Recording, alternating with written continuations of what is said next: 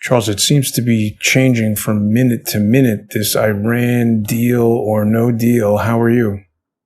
I'm doing well, Jason, and it's Memorial Day here already. Not yet where you are. Hope you're well. I'm fine. I sent around a picture of the rosy hips of dawn here this morning. It's absolutely beautiful.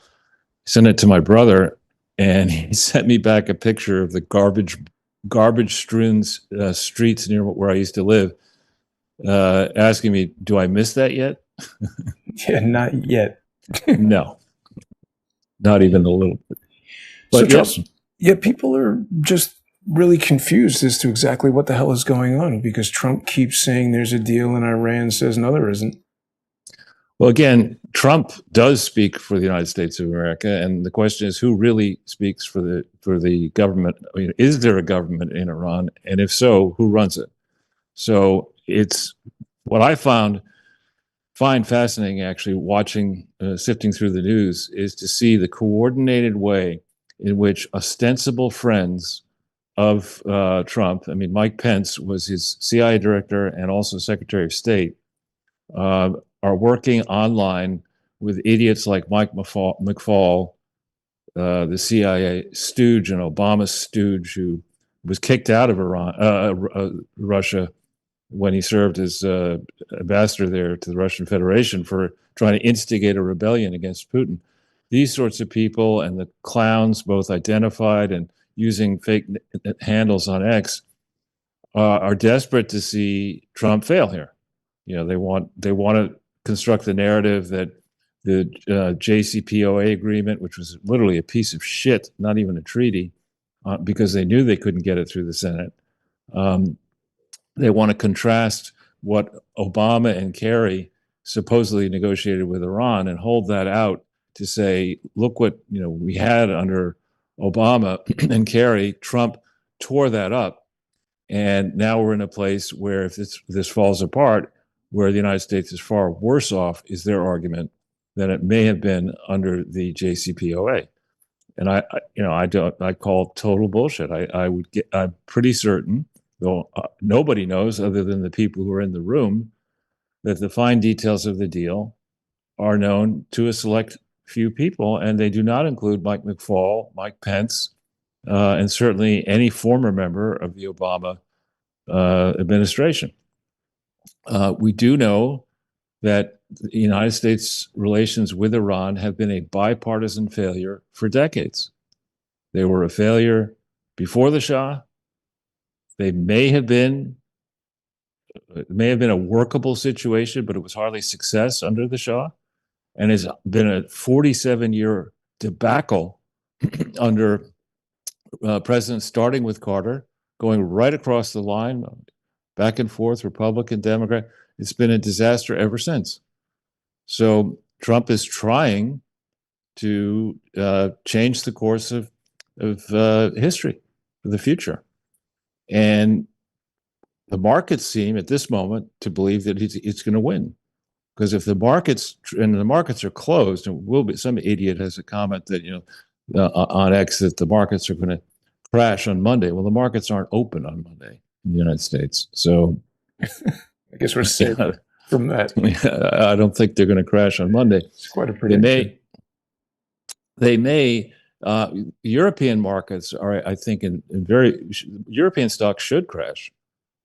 Many European companies they don't have energy, they don't have good products or services, they have too many employees, they operate in fucked up places with declining markets. So you could well see stocks of European companies go down. But for the moment, Trump is pushing hard. He's pushing to the place.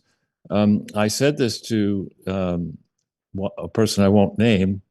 I pointed out that Trump's style is to push very, very hard and push deals to a place where neither side is going to be truly happy. Both sides will feel that they could have gotten more out of the deal or whatever, but a deal nonetheless happens. That is to go and listen to critics like AOC, who doesn't know the difference between a silo and she doesn't understand basic English. before you get to foreign policy and economics, to listen to critics like her and Schumer and other people who've never earned an honest nickel in their lives doing anything in the private sector, let alone had any experience in actual deal making, criticize what Trump is doing here.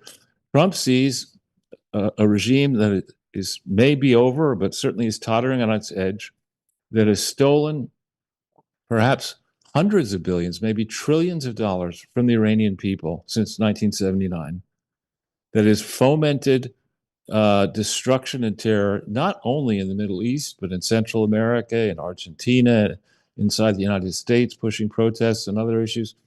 And he just said enough of this. On his watch, he's going to be the first president to stand up and say, you know what, we're not doing this anymore. And when you look at the realistic, not the garbage that's up there on X, but the realistic options that this government have right now, has these options. There are no very few good ones. I mean, the first round of military conflict has reduced the core of this bomb making, sort of middling military that is run by, I think, defeated and unoptimistic people. They don't have much in the way of fighting capability. Their economy's in rubble. They can't get their oil out of Iran and if they do, they can't get money out of the banks. So they don't really have any realistic options. And if they want to push, as they may be doing, there are nutcases in this government. There are people who believe that martyrdom's a good thing. It's the highest honor. So if that faction is gumming up the works, then maybe there will be no deal, and we're going to have another round of military conflict. The other issue, of course, is the Israelis, and there are hardline elements in Israel who, they look at a deal and they may be saying, well, whatever Trump can get, we can get more. And they do have the independent capability. They have an undefeated military force, and they do have the will and the ability to continue to fight. So you've got them. Then you have Trump's many rivals who look at him now, and really this is his final non-lame duck year. After the midterms, he is a lame duck. And he won't behave like a lame duck, but he is nonetheless a lame duck, and he'll be entering his 81st birthday in 2027. So he will not be a spring chicken.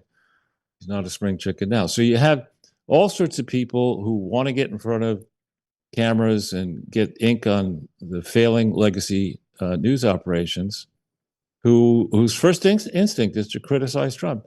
And I don't particularly like Rand Paul, but I note today on X anyway that he is saying, "Oh, hang on, Trump is in the middle of this. He's fighting for America. He's fighting for a good deal, a great deal. Let's give him some room. See what he can do." And good on Rand Paul, who has been a fairly persistent critic of Trump, for saying that now. I'm surprised he's saying that. Wasn't he pretty anti-Trump even? I'm saying. I remember my grandfather, when I met him, I met him obviously when I was a baby and we didn't talk about anything, but I next met him when I was 14, and this was in the middle of the Vietnam War, and he was gung-ho. I mean, at one point he said, if they draft you, you should go, and if they draft you in error the second time, you should go again. And I'm like, does this guy want to kill me or something? But he was making the point that the military force of the United States is entirely a volunteer force. It's not like Ukraine, where they're rounding up people, they're paying bounties to round up able-bodied men, and even conscripting children to fight in a war that at this stage makes no sense. But that's not what our fighting force is all about. And generations of people, your family, my family, many other families, have sent sons and now more recently daughters into conflict in the defense of our lives, of our freedoms. And Memorial Day is a day when we should honor that every day, but we honor that on Memorial Day. We honor that on Veterans Day. And this should be a time of reflection for the people who are in harm's way right now, hope for them. And let's hope that their sacrifice and Trump and his administration's vision get us to a much better place with this Mueller regime gone, and with the IRGC gone, and with Iran dedicated on a different path, a constructive path, a path that will attract trade and capital and return Iranian people back to their motherland. There's a huge diaspora of Iranians who left before and then after 1979, not during 1979. They have a lot of money outside Iran and a keen interest in returning. Yeah, I mean, we've got to see what's going to happen. It just seems frustrating that it's like, on again, off again. That's why we had the deal or no deal Iran edition, Charles, with the beautiful models holding the cases. Very nice. Very good job. Yeah. I mean, it is, I mean, in this era of instant gratification, whether on Instagram, Facebook, X, or whatever, instant reaction to anything, it's important to remember that it took 4 years for the United States to win with the Soviet Union, World War II. 4 years. And we haven't been in this situation for 6 months. It's been 3 months, I think. And look at the progress. I mean, I remember before this all started, the know-it-all pundits, the know-nothing pundits that are on legacy media, oh, no. Iran is different. It's 90 million people. You're not going to be there. They've got a highly disciplined fighting force. They're going to make a mincemeat out of our forces, this and that. That didn't turn out to be true. The other experts would say, oh, no, Iran is armed with the best fighting equipment from Russia and China. And China's going to have Iran's back, and Russia's going to have. That's not turning out to be true. Didn't she say that he wants the Strait of Hormuz to be open? I mean, it's weird that Trump keeps talking about. I mean, not keeps. He hasn't said it persistently, but when he's spoken about the main reasons for doing this, he's talking about they're not allowed to have a nuclear weapon. And so his critics go directly to, wait a minute, didn't you tell us that you obliterated and this and that? I mean, frankly, for me, just the fact that they are threatening to close the Strait of Hormuz and it's this critical choke point that's causing financial turmoil around the world. And it's not like it runs through their country. You've got UAE, other countries there that have an equal interest in it. It's just the fact that they can threaten the entire world economy by closing that and patrolling that and threatening to charge tariffs or tolls or whatever they want to charge. That seems like more of a reason to force them to capitulate than anything else. Yeah, and it's, the protection racket approach. I mean, the protection racket is an old approach. I mean, it predates, I'm sure, what the Vikings did beginning in around 800 AD, sailing their ships through the rivers of Europe into Russia even, and just arriving, unannounced and basically saying, unless you give us gold and whatever else we want, we're going to burn your village down or your town down. And, that kind of behavior is not civilized behavior. And it's not as if you're looking at Iran, you can say under the mullahs, they have a long and distinguished record of only seeking peace. I mean, they've financed multiple major active terrorist groups in the region who have committed atrocities in many countries. Enough is enough. And then we need to go back to analyzing the JCPOA. If it was such an abundantly good idea, why wasn't it structured as a treaty? I think the answer was this was a shit idea. And, why did so much money go to these people in the form that it went? Why was it sent in cash on pallets of dollars and euros? This didn't make any sense. Could it be that the Iranian regime had dirt on the Obama administration and blackmailed it into doing what it did? I think the answer to that question is highly likely. Well, also, Charles, it speaks to the degree to which a media campaign accompanying something like this. I mean, the average person has no idea. Even when you say JCPOA, I think most people will be like, what? They don't know what you're talking about. Certainly far fewer people ever even heard of that compared to NAFTA, and a lot of people don't know what that is. So when you think about how a media campaign that's just like, oh, Obama's a genius, he negotiated this Iran deal, and even when you say Iran deal, I think most people have no idea what it encompasses, what the purpose of it was, what the outcome of it was, and it's just, you know, a bunch of talking heads say it's good. Whatever Trump does, they say is bad. And right. Israel told them to do it. Israel is complaining that Trump's not doing what they want. I think Trump is doing this more to control China's ability to, you know, I was listening to an analyst who said, talking about the amount of oil that China relies on from Iran and how this stymies their ability to conduct a war with Taiwan. Yeah, I mean, China, there are reports that China was purchasing large amounts of oil that shouldn't have gone to China at discounted prices, greatly discounted prices. Now, if you're China and you're on the track that they seem to be on, which is a track of decline, not growth, you need that discounted oil. I mean, there's no way. I mean, I remember back, I think it was 1997 or 8.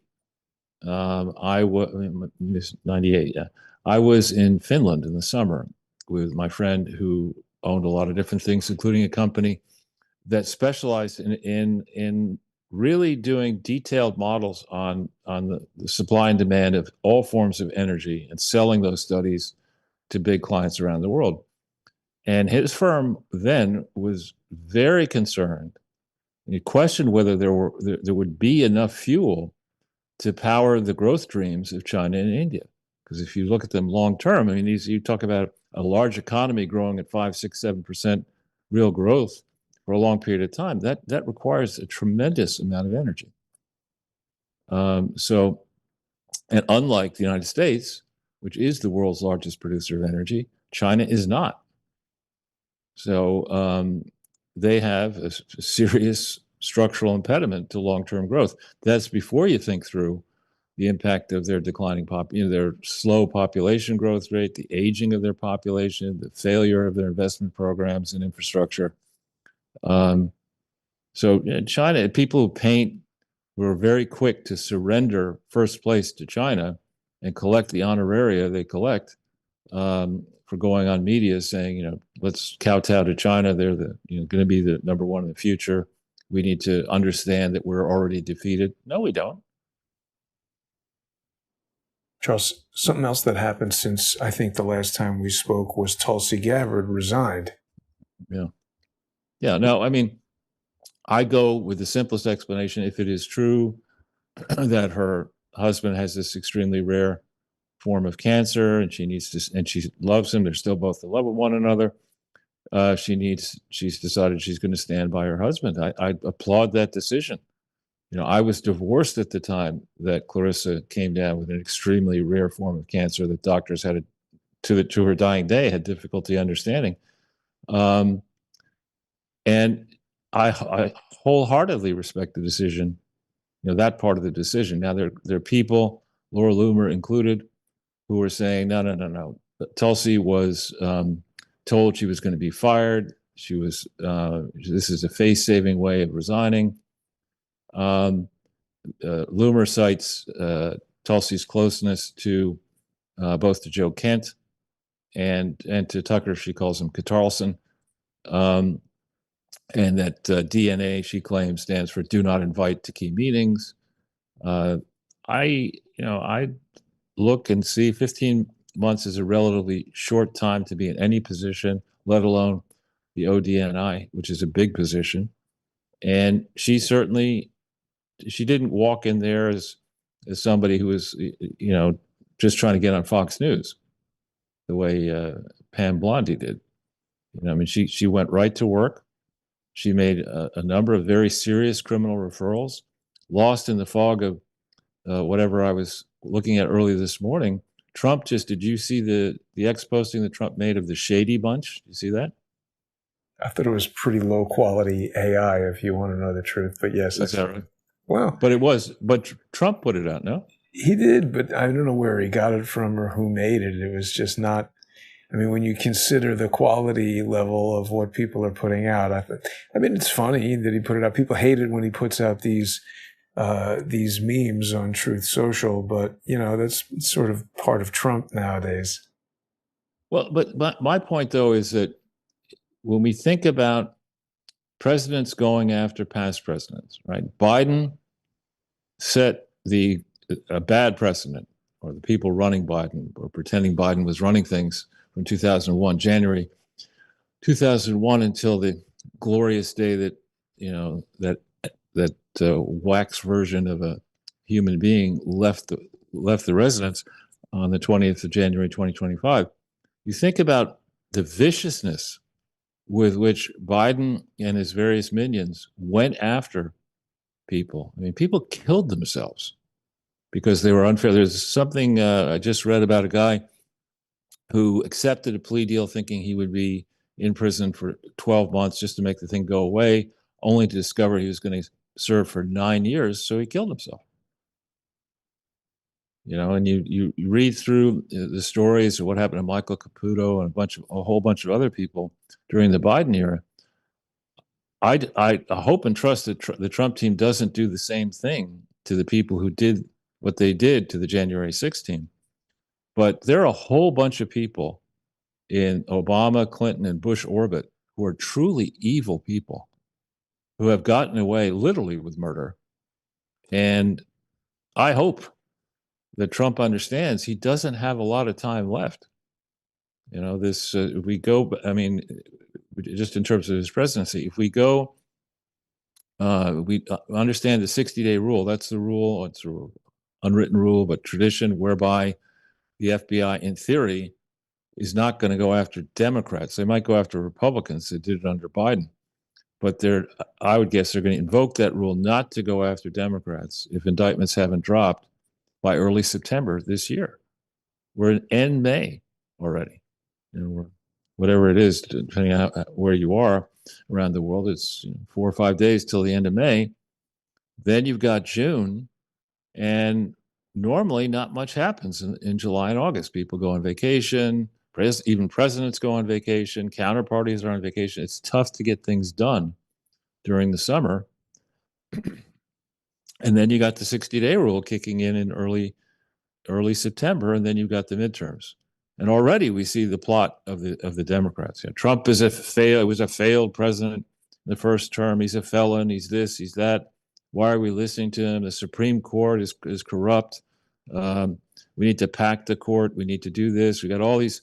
We'll have a summer of hothead Antifa assholes for whatever pretext, getting together with their stupid songs and their stupid placards, instigating riots in the heat of the summer, because most of these people are unemployable.